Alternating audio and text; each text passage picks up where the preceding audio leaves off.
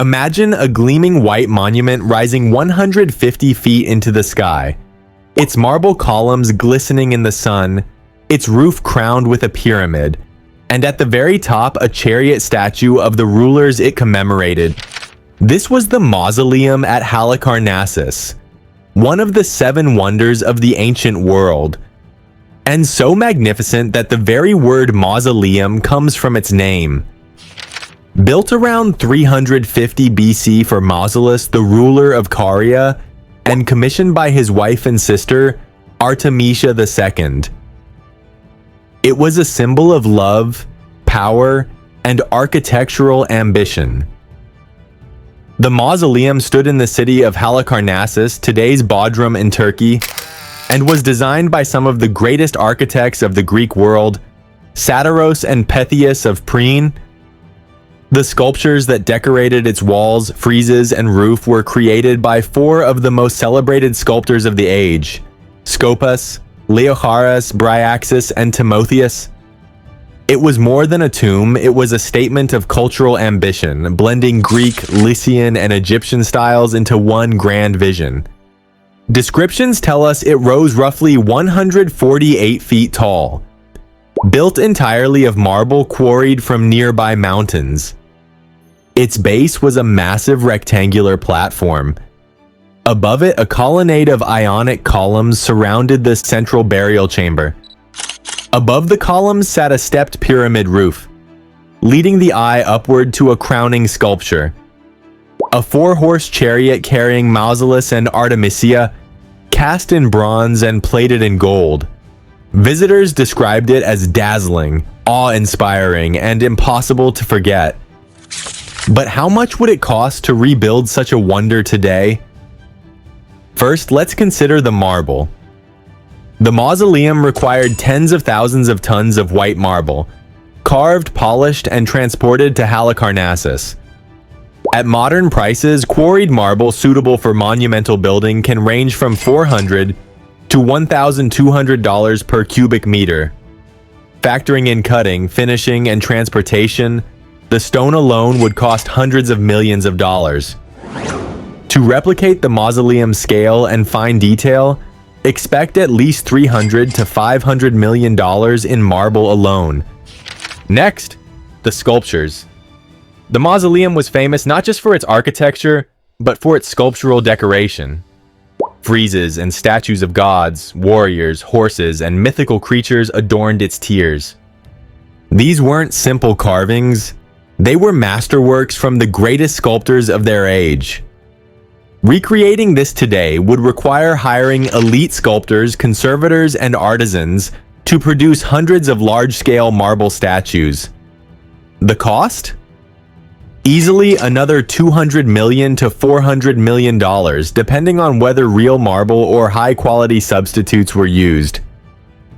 The chariot and rooftop sculptures would also require bronze casting on a monumental scale, plated with gold leaf.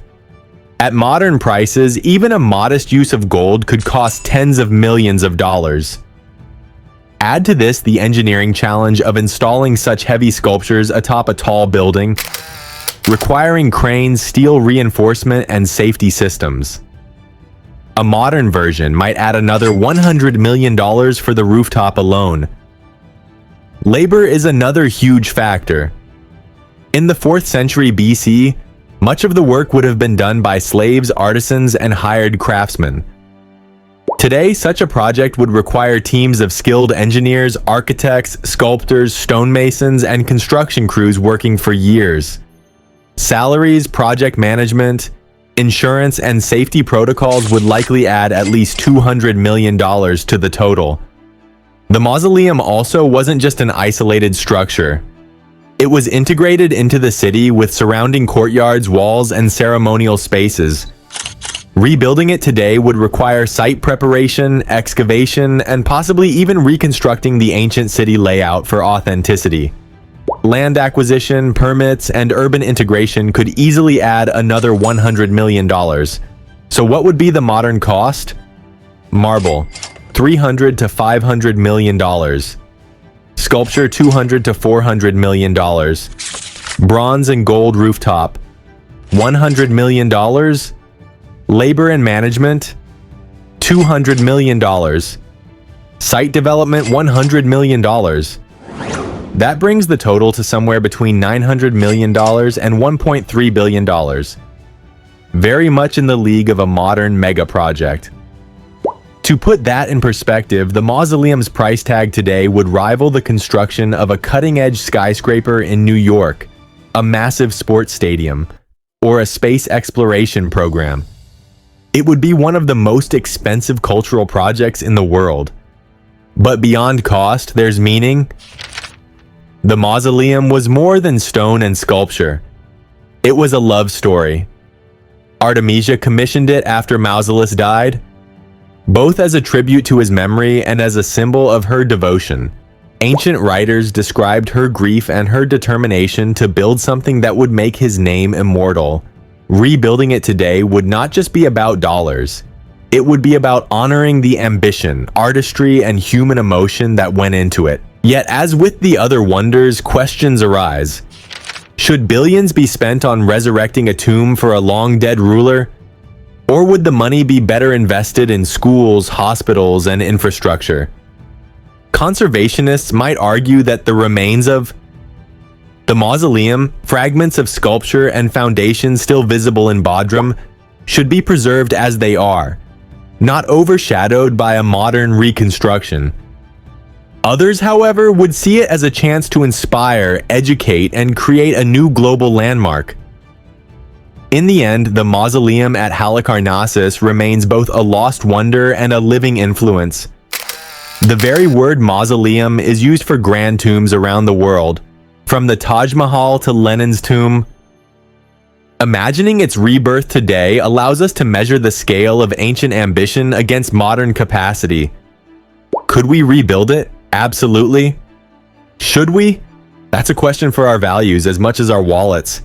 If rebuilt, the mausoleum would stand once again as a billion-dollar symbol of love, power, and the timeless human urge to build monuments that defy mortality. Like all the seven wonders, it challenges us to dream bigger and to ask what we want to leave behind for the future. And with this third stop in our journey through the seven wonders of the ancient world, we continue to uncover not just costs, but the meaning behind humanity's greatest monuments. Next, we'll travel to Ephesus, where the Temple of Artemis once rose to the heavens. A temple so vast and magnificent, it was said to outshine all others.